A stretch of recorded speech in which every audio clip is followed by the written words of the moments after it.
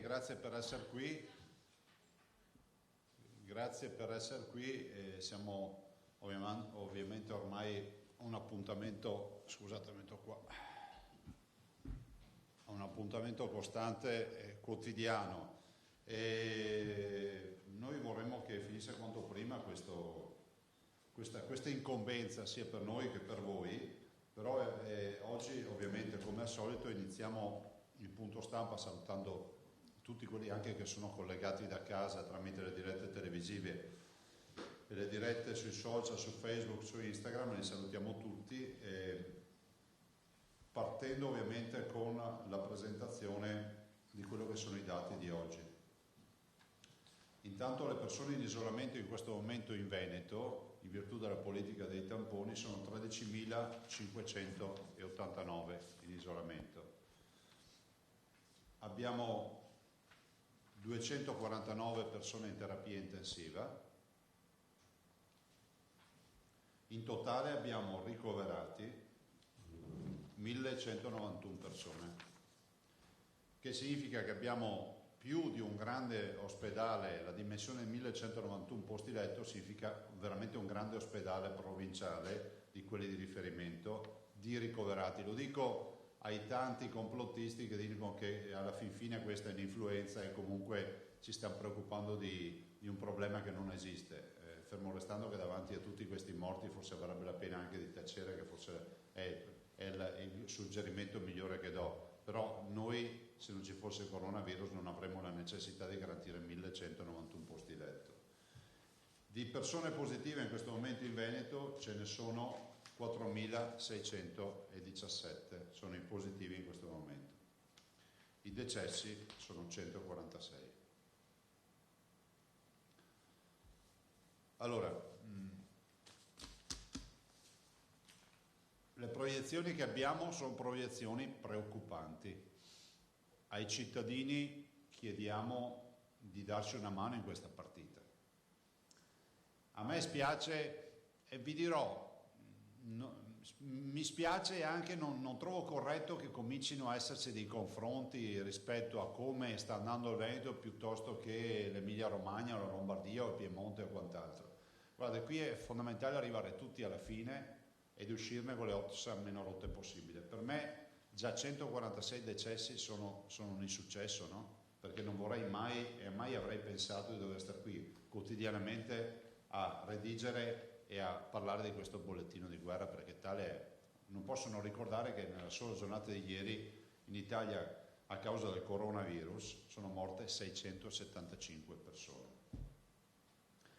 Io resto convinto, e lo si vede dai dati, lo vedo da tutte le riviste scientifiche che ho letto in questo periodo, lo vedo anche da alcune interviste che ho visto rilasciate dai veri responsabili di Wuhan in Cina, che la partita vera sia che la vera cura siamo noi cittadini.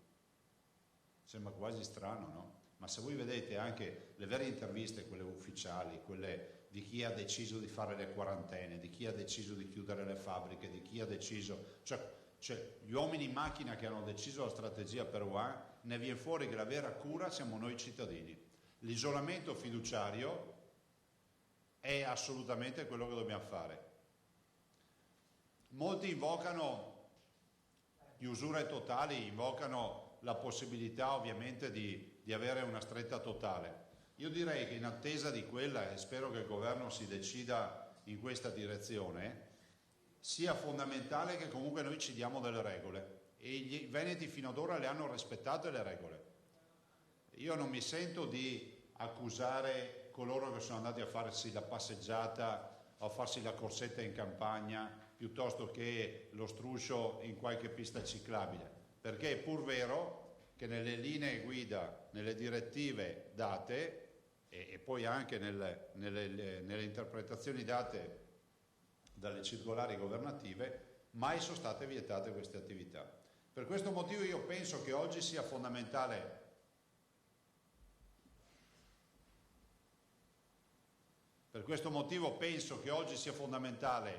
ringraziare i veneti per quello che hanno fatto, perché il senso di responsabilità dei veneti lo si vede fino in fondo. Oggi ho assistito peraltro a un dibattito un po' acceso tra due cittadini, no? Diceva devi rispettare l'ordinanza, e l'altro rispondeva ma io abito a 200 metri da qui. E capite che noi veneti siamo fatti così. Per dire cosa? Per dire che ieri sera è accaduto un fuori programma e abbiamo avuto il ministro della Salute Speranza che ha firmato un'ordinanza che sostanzialmente va a regolamentare le attività all'aria aperta.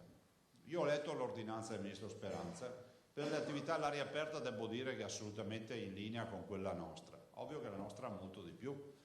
Per cui sono qui oggi a confermarvi che non ritiro l'ordinanza del Veneto, per me resta valida fino al 3 aprile, a meno che non accada che il 25 di marzo il governo, che dovrà reiterare un nuovo DPCM, non la faccia, come si può dire, diventare inutile, perché adotta delle misure ancora più restrittive. Però non ritiro l'ordinanza firmata ieri, resta valida.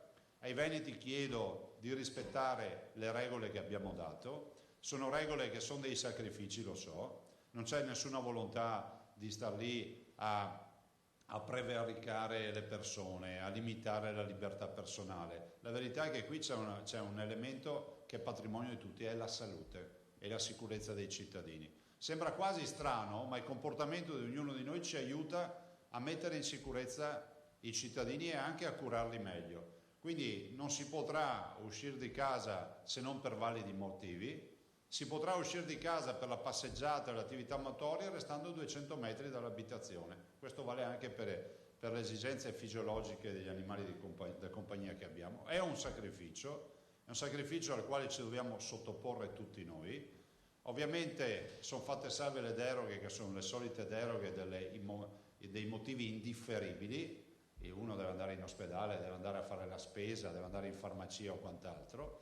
Nella mia ordinanza ricordo ai veneti che ho chiuso anche tutte le rivendite di alimentari, di bevande e alimenti per domani. Quindi domani è una giornata di domenica e gli unici negozi oppure esercizi commerciali che restano aperti sono le farmacie, le parafarmacie e le edicole. È un sacrificio che chiedo, però questa è una battaglia che dobbiamo fare in squadra. Spero che non ci sia nessuno che pensi che questo sia inutile, questa attività.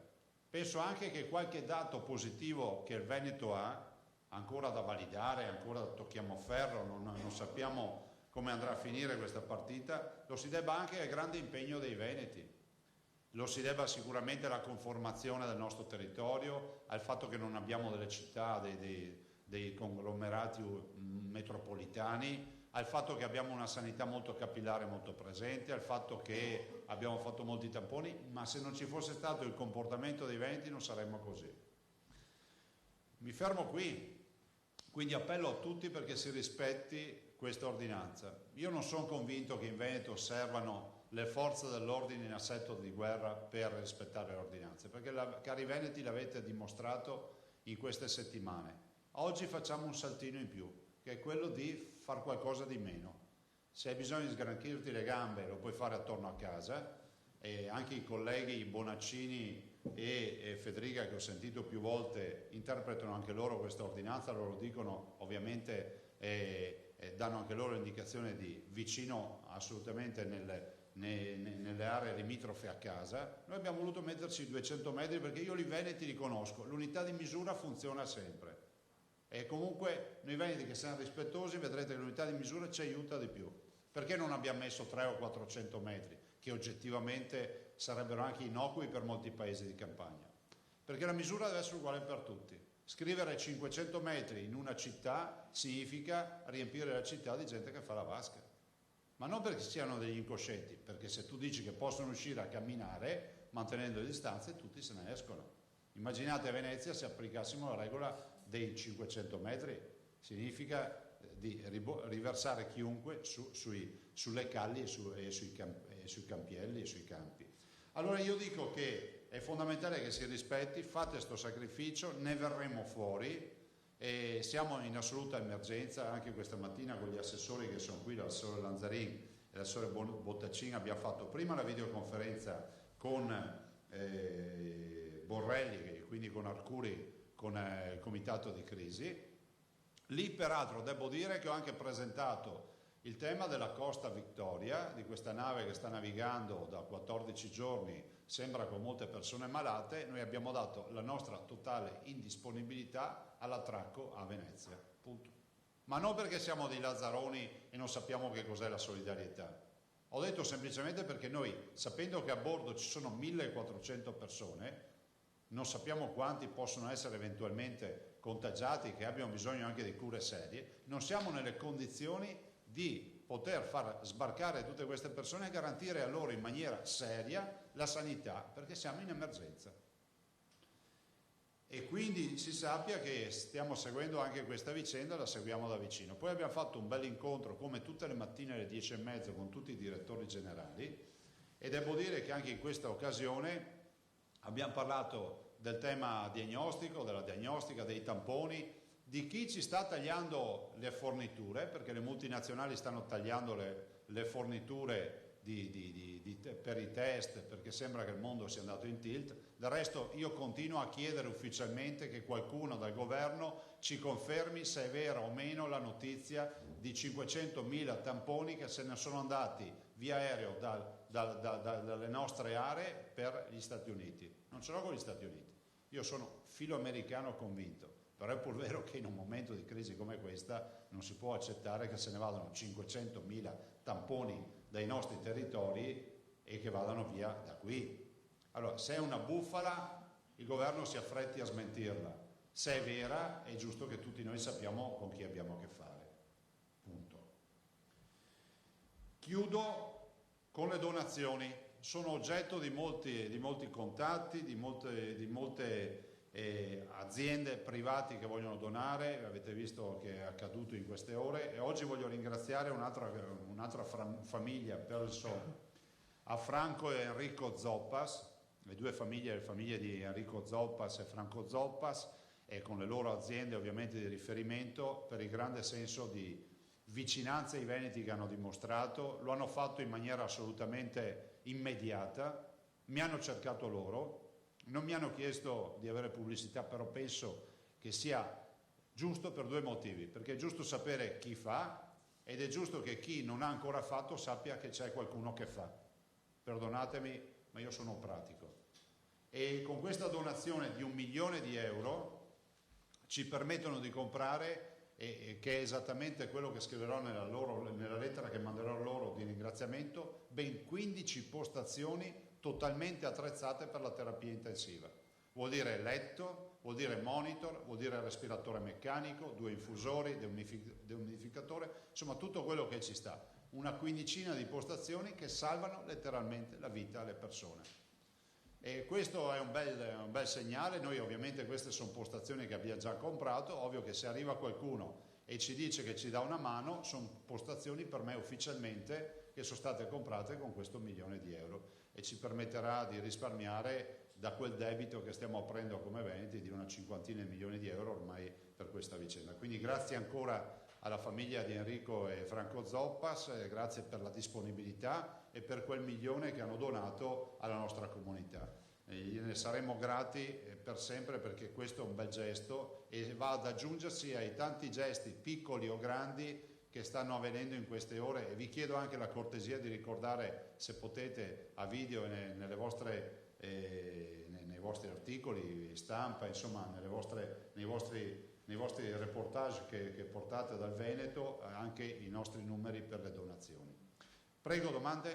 Ecco, a proposito delle donazioni, sono dei telespettatori che ci chiedono se c'è la possibilità di istituire un numero di telefono a cui fare donazioni, perché ci sono anche anziani che chiamano e che non possono fare bonifici da casa ma vorrebbero donare. Questo è un problema che stiamo affrontando, che è quello del numero con l'SMS solidale. E io ne ho già parlato, vedremo se riusciamo ad attivarlo. Il problema è che vi dico subito quale sarà, che nel momento in cui sarà attivato non sarà solo per il Veneto, e quindi dopo dovremo andare al riparto. Prego, altre? Scusi, in merito alla chiusura dei negozi, no? Sì. È stato detto, lei ha detto domani restano chiusi. Certo.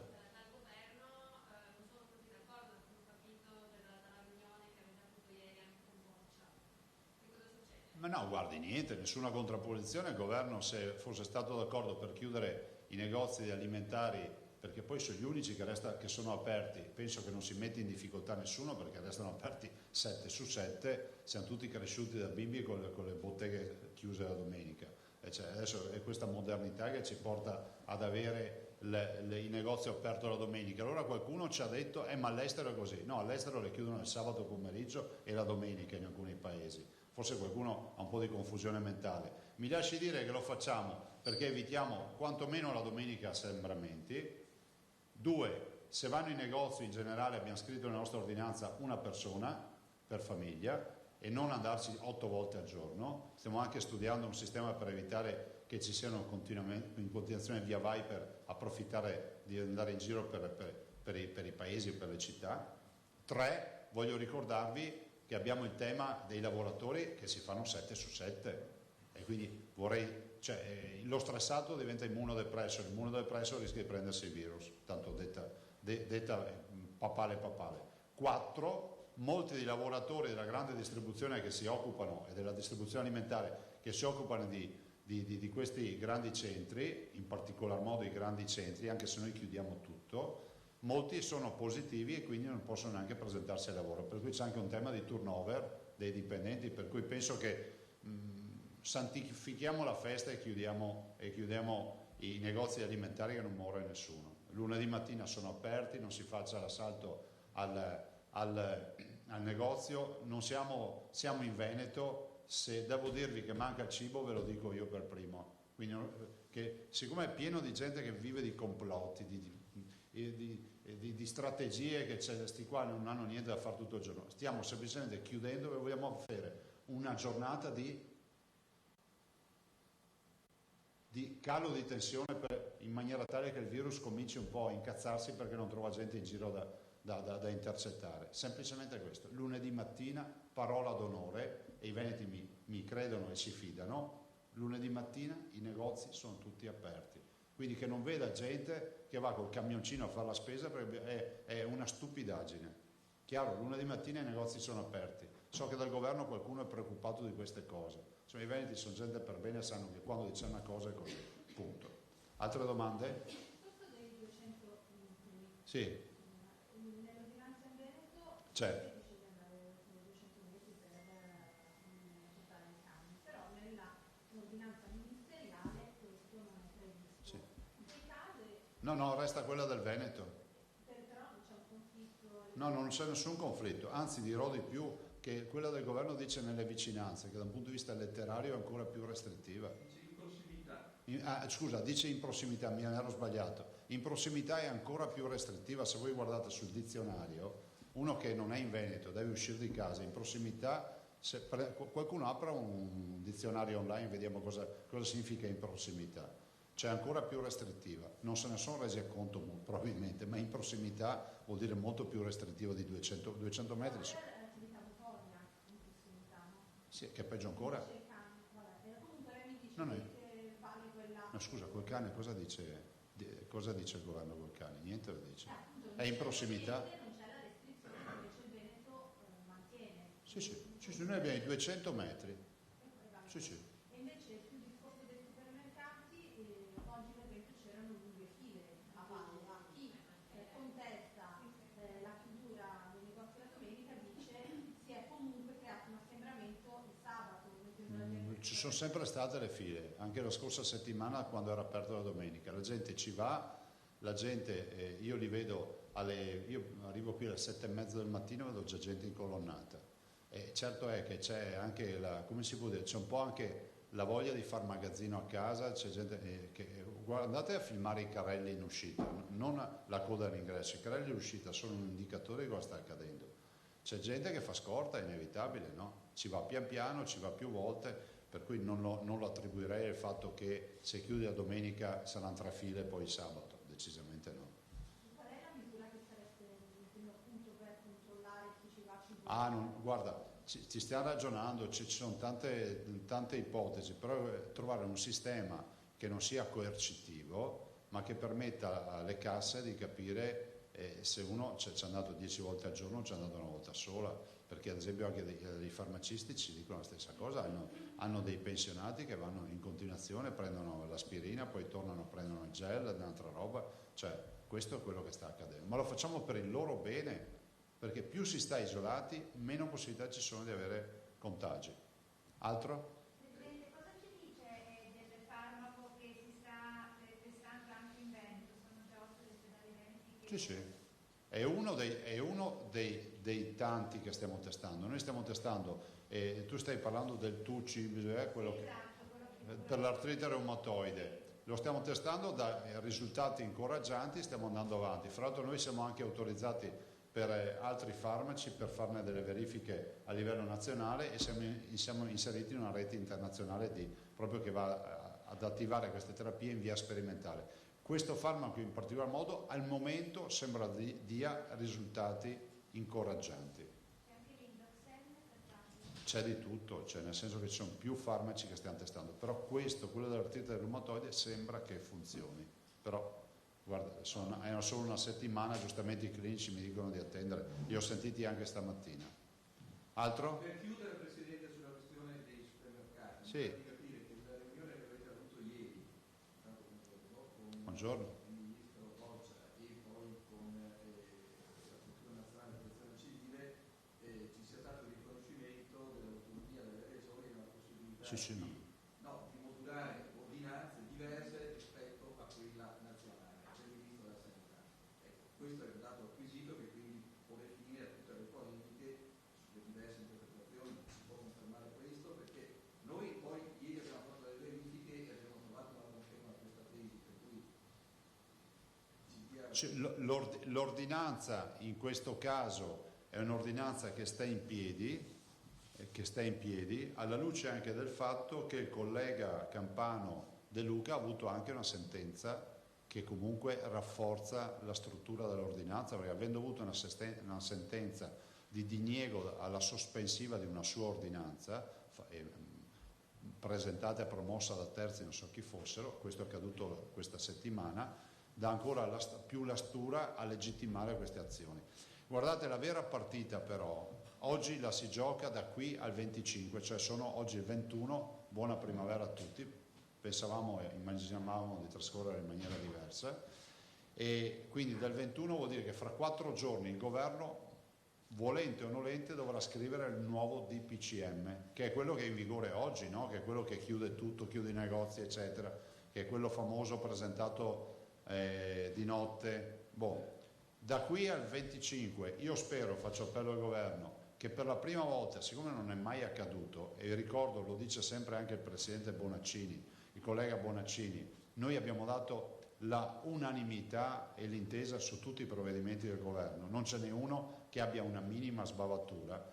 Direi evitiamo di arrivare il 25 notte alle ore 24 con un testo che non c'è neanche il tempo di vederlo. Ci sarebbe piuttosto oggi, avremo 4 giorni a disposizione per lavorare su un testo unico. Il mio auspicio è sempre che si facciano provvedimenti unici in maniera tale che si possa alla fine avere un DPCM che sia assolutamente negoziato con le regioni, che possono portare anche la loro esperienza. Posso... No, aspetta che sono ancora 2 domande.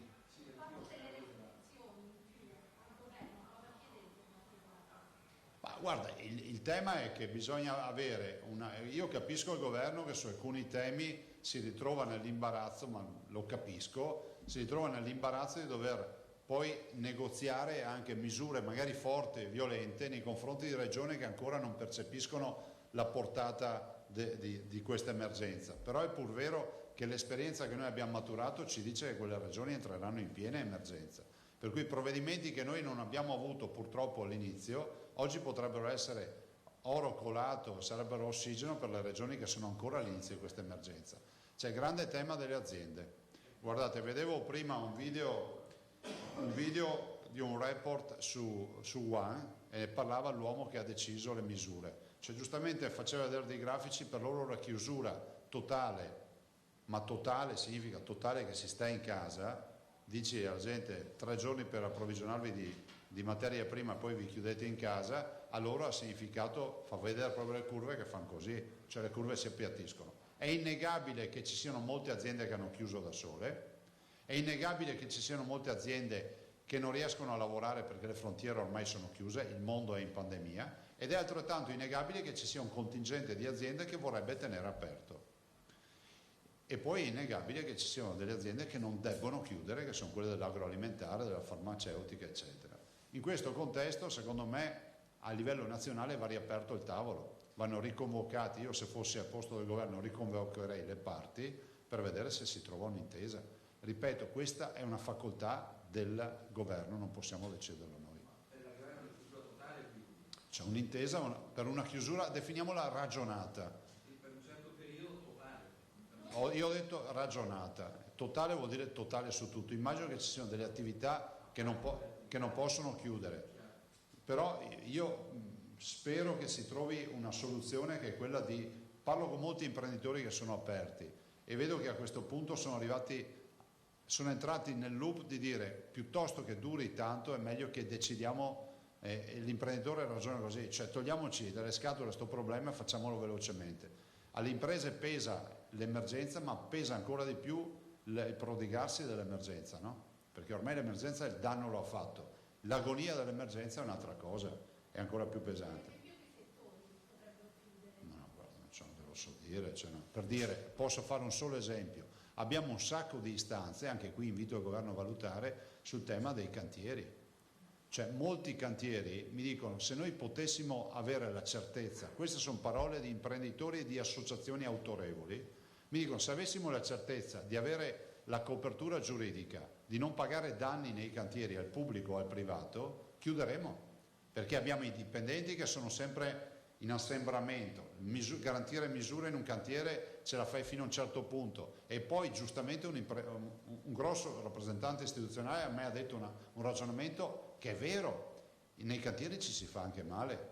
In questo contesto siamo in grado di garantire la terapia intensiva, magari uno che cade dalle impalcature piuttosto che si fa male gravemente, e quindi dicono sarebbe bene, prudente, ad esempio sospendere i cantieri.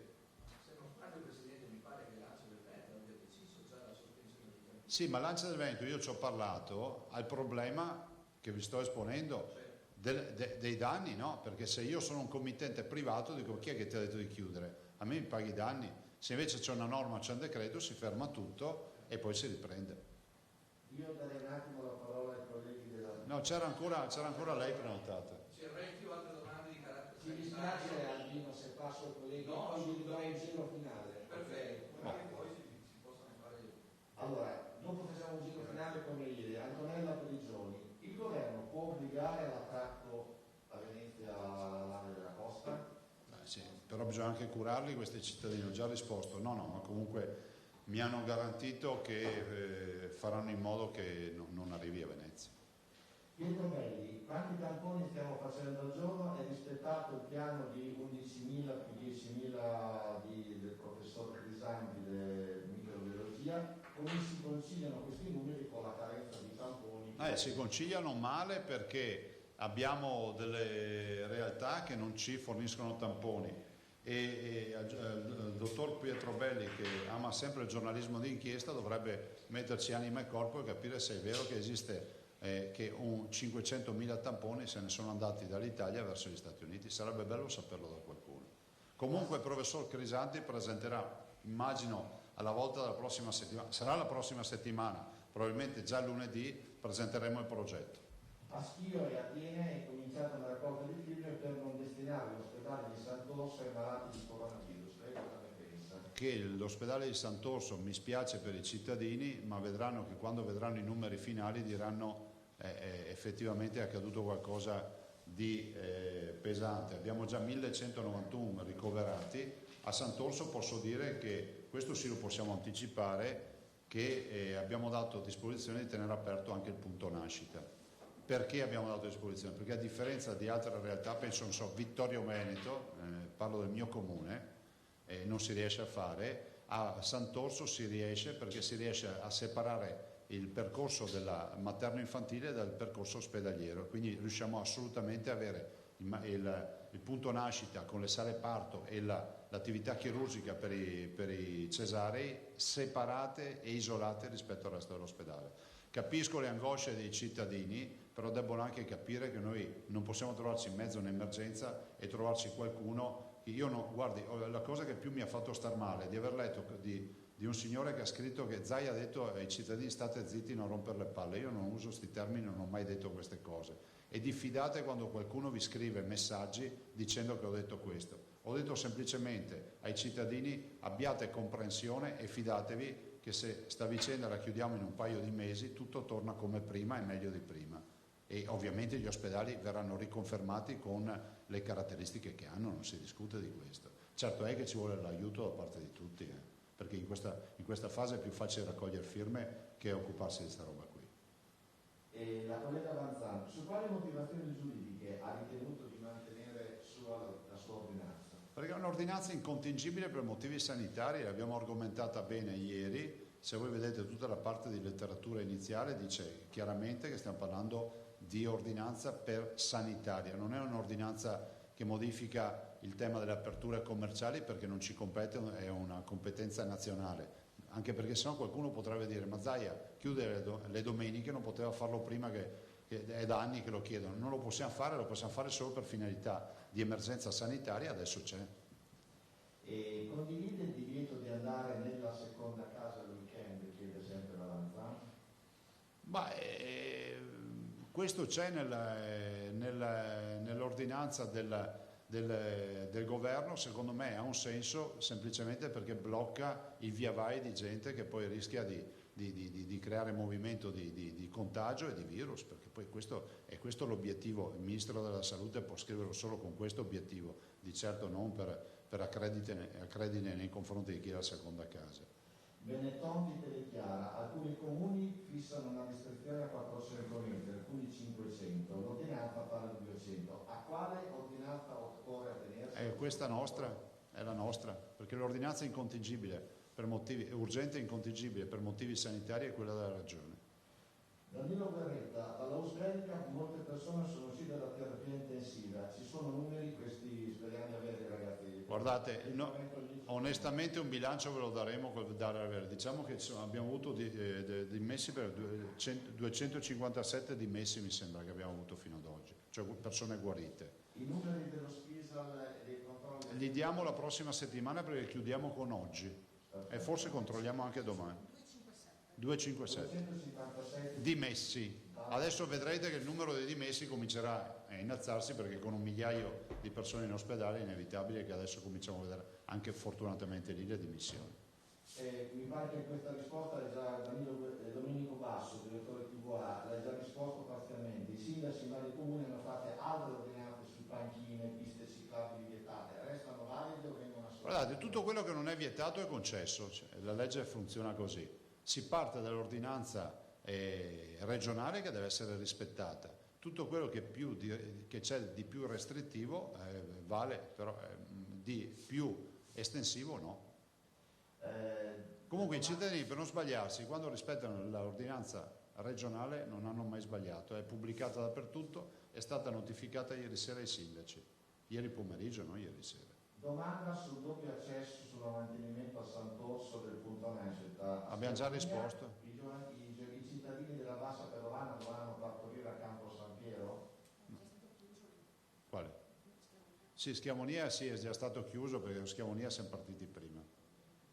E le ultime due, ragazzi. Guardate, questa storia della chiusura degli ospedali, siccome vogliono dipingerci come degli arroganti che fanno delle cose, a me spiace, dicendo addirittura che le facciamo semplicemente per il piacere di prevaricare o altre robe. Noi non facciamo nulla per il piacere di prevaricare, abbiamo un'emergenza. Giustamente il Comitato Scientifico Istituto Superiore di Sanità ha chiesto di identificare dei Covid Center, cioè degli ospedali da dedicare al coronavirus. Vi abbiamo già spiegato che gli ospedali vecchi riattivati non possono andare bene, semplicemente perché non hanno impiantistiche atte a curare questi cittadini. Questi cittadini aspirano 20 volte di più l'ossigeno di un paziente normale e fanno congelare addirittura le tubature, e quindi su vecchi impianti vuol dire è ridicolo pensare di metterli su vecchi ospedali. Quindi purtroppo hanno bisogno dei migliori ospedali.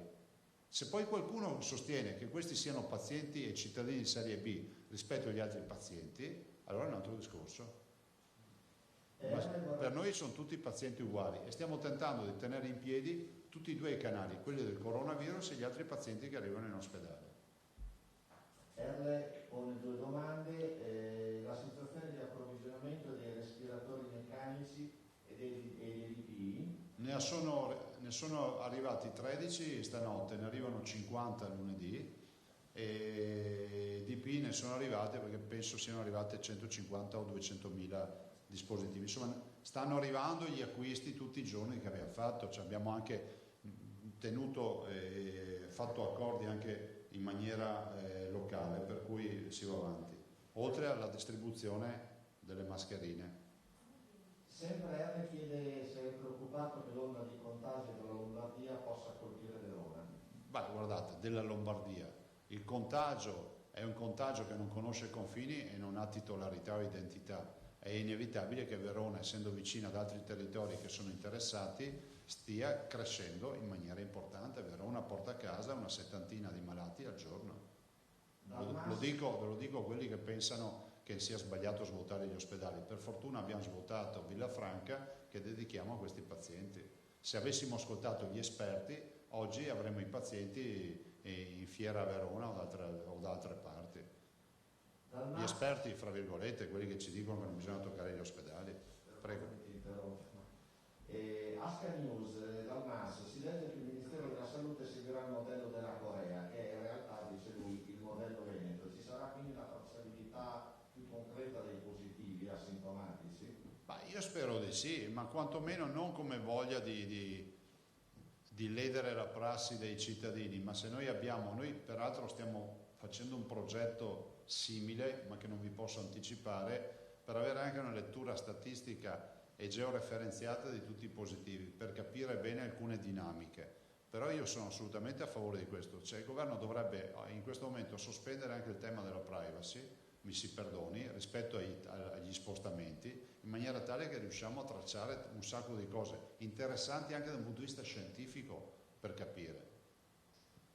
Sempre a Scambio chiede, la stagione turistica estiva è in grande pericolo. Cosa ci può dire ieri del vertice con l'assessore Caner? L'ho fatto Caner, dovete chiedere a Caner. E lei teme per la stagione? Ma noi siamo preoccupati della stagione turistica. Stagione turistica ha come gennaio, febbraio, marzo il periodo della raccolta delle prenotazioni. Se ne sono andate, scusatemi, chi di noi sarebbe andato a prenotare una vacanza a Wuhan? Diciamocelo, no? Nessuno. Oggi noi abbiamo l'unica, fra virgolette, attenuante che il mondo intero è preso male come noi, ma nella fase iniziale c'eravamo solo noi. Tutti titolavano la Wuhan d'Europa. Adesso abbiamo capito che i problemi ce li hanno anche altri.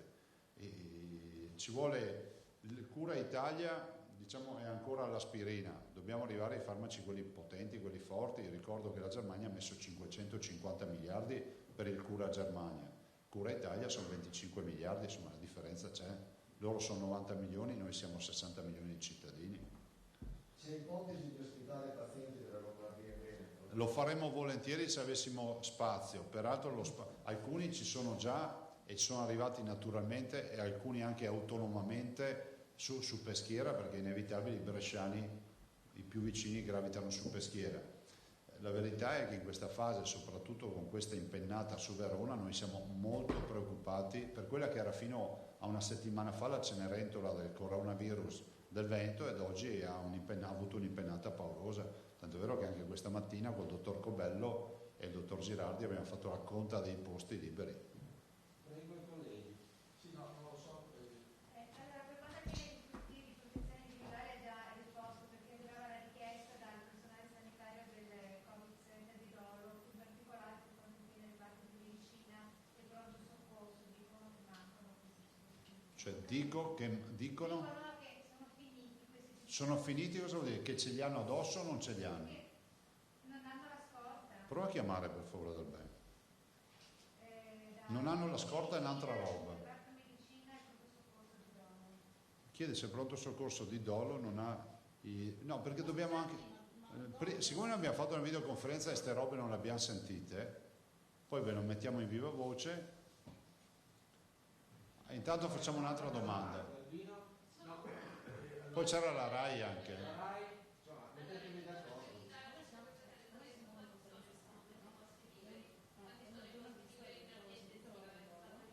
Abbiamo ancora margini, noi abbiamo 825 se ci arrivano anche gli ultimi respiratori, ai 25.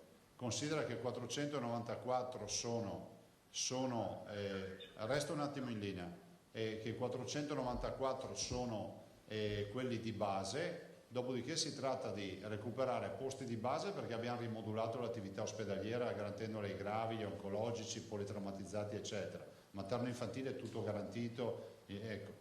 E ovviamente noi stiamo poi, oltre alla terapia intensiva, abbiamo attivato tutta una serie di postazioni di semi-intensiva. Vi metto in via voce col dottor Dalben. Allora Beppi, ciao. Sei in viva voce. Qua dicono che all'ospedale di Dolo non hanno i dispositivi in pronto soccorso in medicina.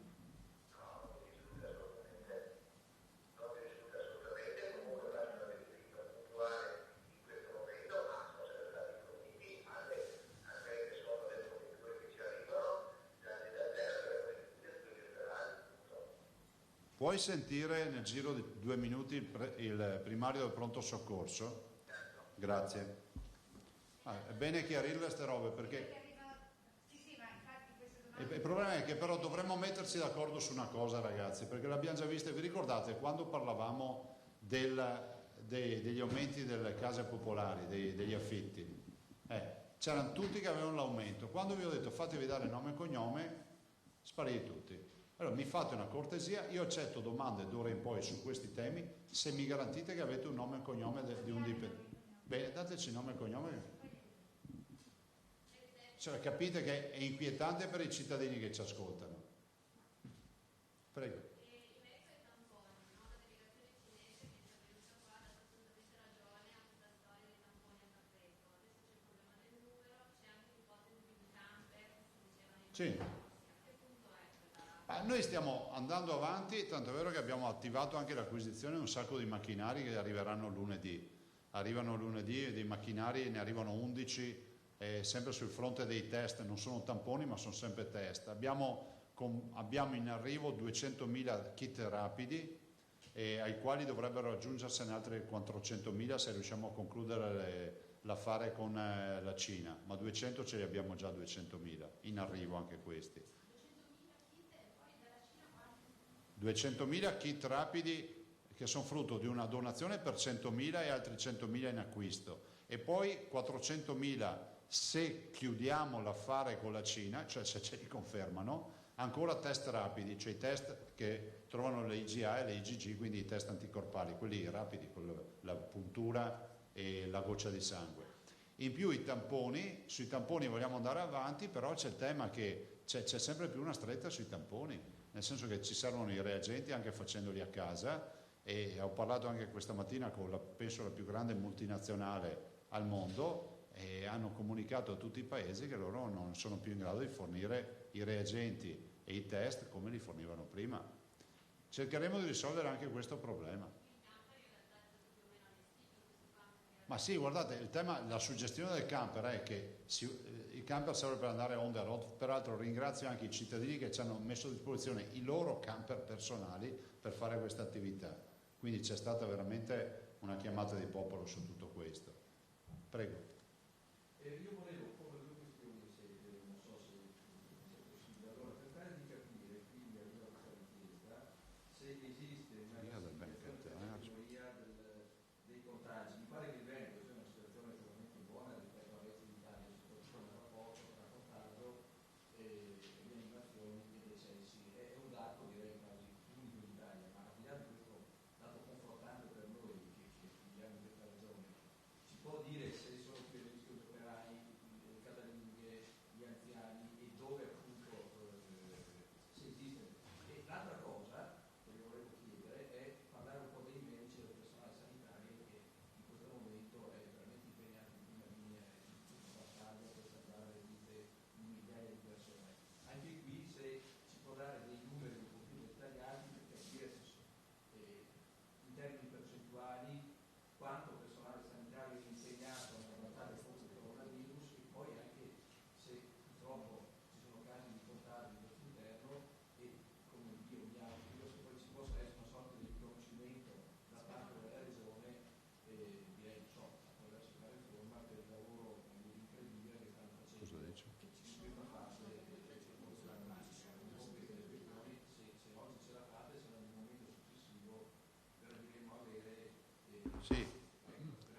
Chiaro. Beppi, sei in viva voce. Vi rimetto, fermo la Beppi.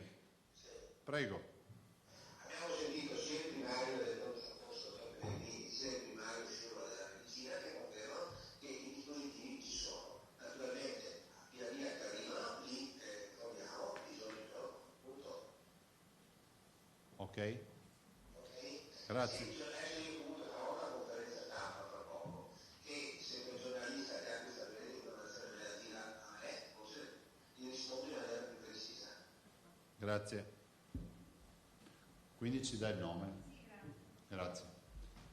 E stavo dicendo, sì, guarda, i dati, noi avevamo 617 operatori della sanità, tra i quali un centinaio di medici che erano a casa in isolamento fiduciario. Adesso i numeri sono cambiati, voi sapete che l'isolamento fiduciario del negativo asintomatico produce il fatto che possa andare a lavorare. E stanno facendo un lavoro strepitoso, come lo state facendo voi, come lo stanno facendo ovviamente tutti, ma lo dico perché a dirlo troppe volte sembra che poi quasi una presa in giro. È assodato che se non ci fossero i nostri uomini e donne della sanità avremmo i morti per strada, appunto. Detto questo, dopodiché abbiamo rispetto del lavoro di tutti, perché questo è un paese che ragiona sempre per categorie, no? Lo dico a tutela dei medici, lo dico a tutela degli infermieri, degli OS, degli amministrativi, delle signore delle pulizie, di tutti quelli che lavorano nella sanità. Fino a un mese e mezzo fa, 2 mesi e mezzo fa, era solo dire che la sanità non funziona, che c'erano liste d'attesa, che non va bene niente. Adesso abbiamo i veneti che sono all'estero, che mi chiamano con la lacrima, pregando di riuscire a tornare a casa perché gli Stati Uniti, la Gran Bretagna, la Francia, la Spagna, la Germania non garantiscono le cure che garantiamo noi.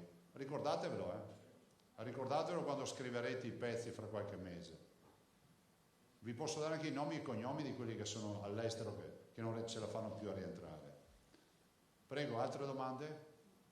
Grazie, buongiorno, e buon lavoro, e buona domenica e buona primavera.